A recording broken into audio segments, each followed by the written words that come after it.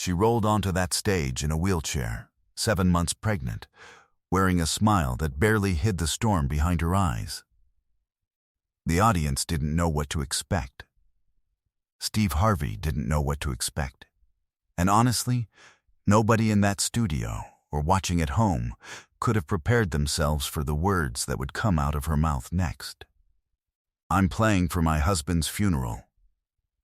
5 words. That's all it took to silence an entire television studio. 5 words that stopped Steve Harvey mid-step and turned one of the most famous men on television into someone who didn't know what to say for the very first time in his career. This is the story of Marceline, a woman who showed up on national television, not for fame, not for attention, but because she was fighting the kind of battle most of us can't even imagine. It started like any other taping of the Steve Harvey Show. The crew had set up the stage, the lights were blazing, and the energy in the studio was the usual electric hum of anticipation. Audience members fanned themselves with their programs, whispering and laughing, excited to see Steve walk out from behind the curtain. But backstage, something was different. The production team had been briefed. They knew who was coming out today. They'd heard the story during pre-show interviews, and more than one producer had to step away to collect themselves before the taping began. Marceline was 32 years old. She had multiple sclerosis, diagnosed just 2 years before when she was still nursing her firstborn. The disease had progressed faster than her doctors predicted, robbing her of mobility and forcing her into a wheelchair on most days. She lived with her mother in a 2-bedroom apartment in Memphis, Tennessee. The walls were lined with photos, her wedding day, holidays, birthdays. Every ordinary moment suddenly extraordinary when you realize how many you might not have. Her husband, Darnell, had been her everything. High school sweethearts, 20-minute dance at prom, a proposal in her mother's backyard with a ring he'd saved for 18 months to buy. They were the kind of couple that made strangers believe in love again just by watching them walk down the street. Except now, Marceline couldn't walk, and Darnell was gone. He'd passed away 6 weeks before the taping. A sudden cardiac event. He was 34 years old, healthy by every measure they could see, and he was gone in the middle of a Tuesday afternoon while Marceline was at a physical therapy appointment. Her phone rang. She didn't recognize the number at first. She almost didn't answer. She answered. When the hospital bills started arriving, and they did, fast and merciless like something out of a nightmare, Marceline realized the full weight of what she was facing. Darnell had carried the family's health insurance through his job. With him gone, that coverage disappeared. The pregnancy, already classified as high risk because of her MS, was now a financial mountain she couldn't see the top of. But the funeral, that was the thing that kept her awake at night, staring at the ceiling of the room she'd shared with Darnell for 6 years. She couldn't afford to bury him. The funeral home had been kind, offering a payment plan, letting her have the service on credit while she figured things out. But the bill sat on her kitchen table every single morning. $8,400 for the burial. $2,200 for the casket she'd chosen, because Darnell always liked simple things, nothing flashy, just dignified. The flowers. The program. The small gathering of family and friends who had to eat something. Because that's what you do. It was her sister who mentioned the Steve Harvey Show. They do giveaways, her sister told her one evening over the phone. They do surprises for people who deserve it. You should apply. Marceline almost laughed. She'd applied for everything at that point. Assistance programs, nonprofit grants, a GoFundMe her church had set up that raised $1,600 before it stalled. She didn't think a television show would care about someone like her, but she applied anyway. She wrote her story out in an email, typed slowly because some days her fingers didn't cooperate the way they used to. She sent it. She didn't think about it again. 3 weeks later, the show called. The day of the taping, Marceline's mother drove them 4 hours to Nashville, where the show was filming a special episode.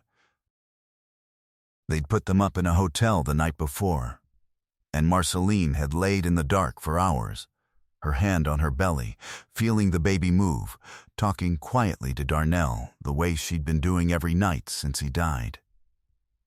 "I'm going to figure this out," she whispered. For her. "I'm going to figure it out." In the makeup chair that morning, the stylist had to stop twice because she was crying. Not Marceline, the stylist. When the stage manager came to escort Marceline to the wings, the audience was already seated, already buzzing with energy. The lights were warm and golden. The music was playing. And somewhere beyond that curtain, Steve Harvey was warming up the crowd, making people laugh the way only he could. The stage manager knelt beside Marceline's wheelchair and said quietly, "You ready?" Marceline nodded. Then she said, "Is it going to be okay if I cry?" "I don't want to make it weird." The stage manager looked at her for a long moment. "Honey," she said, "you cry as much as you need to." When Marceline rolled through that curtain, the audience gave her a warm welcome, the kind you give someone you're already rooting for, even though you don't know their story yet. Steve came across the stage with that wide, famous grin, arms open, the showman in full effect. "Look at you," he said, his voice booming. "Look at this beautiful mama." The audience cheered. Steve crouched down to eye level with Marceline, his hand on her arm, and asked her the question he asked all his guests at the top. "So tell me, what brings you here today? What are you hoping happens on this show?" And that's when Marceline said it. "I'm playing for my husband's funeral." You could feel it physically, the way the air changed in that room. The audience laughter cut off like someone had pulled a plug. The music that always played softly under the conversation just faded. A child near the back of the audience made a small sound and then went quiet, as if even children understood that something significant was happening. Steve Harvey did not move for 3 full seconds. 3 seconds on live television is an eternity. His hand was still on Marceline's arm. His mouth was slightly open. The grin, that famous, unstoppable grin, was completely gone. "Say that again," he said softly. Not because he hadn't heard. Everyone in that room had heard. He said it because he needed a moment, because he was Steve Harvey. And Steve Harvey didn't fall apart on stage, but right now, Steve Harvey was a human being standing in front of another human being who was carrying the weight of the world and still showing up. Marceline told him everything. The MS, the pregnancy, the sudden death, the funeral home bill, the stack of envelopes on her kitchen table, the baby girl who would be born into a world without her father. She spoke calmly, which somehow made it worse.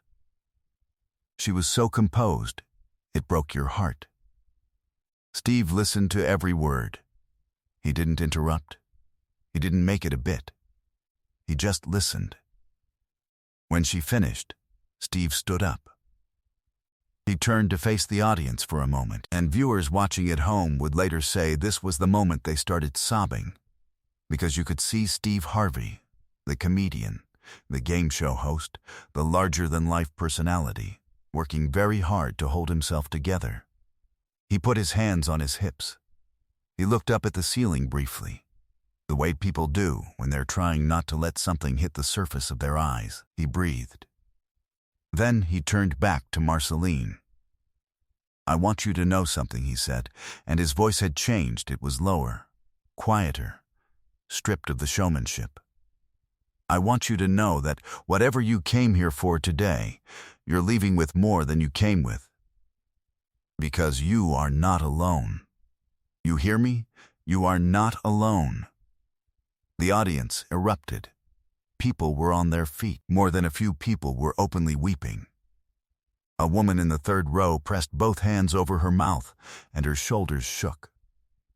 Steve Harvey reached into his jacket pocket. It was a theatrical gesture. He'd done it before on the show, and the audience knew what it usually meant. But this time, when he produced the envelope, nobody was laughing. Nobody was performing surprise. The room was breathless. "The show has arranged something," Steve said.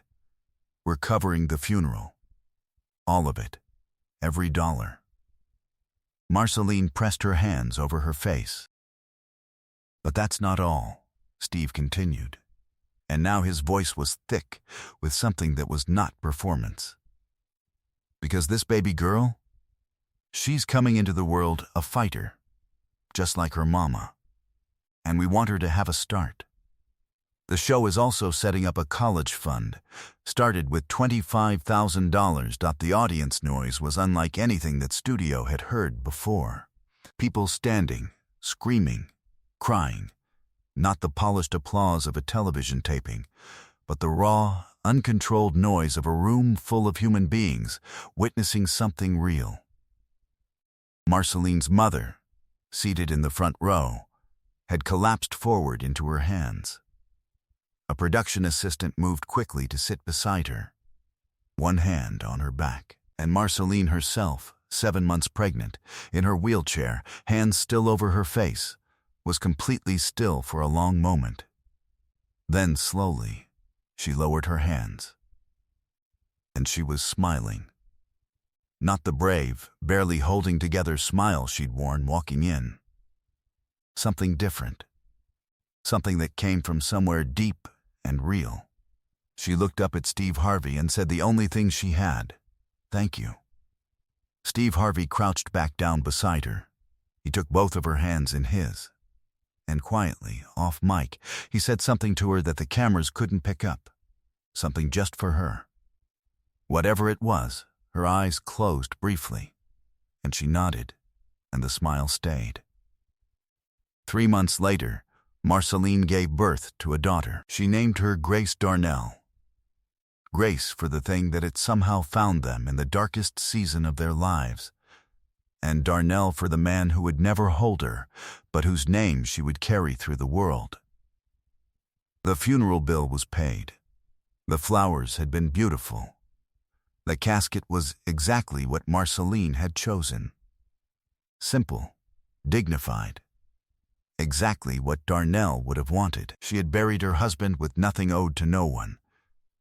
And she had stood at that graveside, sat at that graveside, and said goodbye properly. The way he deserved. She posted one photo on social media afterward. It was Grace, newly born, impossibly small, wrapped in a yellow blanket. The caption read, "She has his nose. She's going to change the world." The post was shared over 200,000 times. Steve Harvey saw it. He shared it on his own page with 3 words, "She sure will." Some moments on television are staged. Some are scripted. Some are produced to within an inch of their lives to make you feel something on cue. And then there are moments like Marceline's. Moments where nobody planned for it to be this powerful. Where the realness of one woman's life walked through a curtain and changed the temperature of an entire room. Where Steve Harvey, the man who has made millions of people laugh for decades, went quiet. Those are the moments worth talking about. Those are the moments worth sharing. If this story moved you, pass it on to someone who needs to hear it today. Hit that subscribe button. Because we find these stories, the ones that remind us what human beings are really made of, and we bring them to you every single week. Darnell may be gone, but Grace Darnell is here, and she's going to change the world.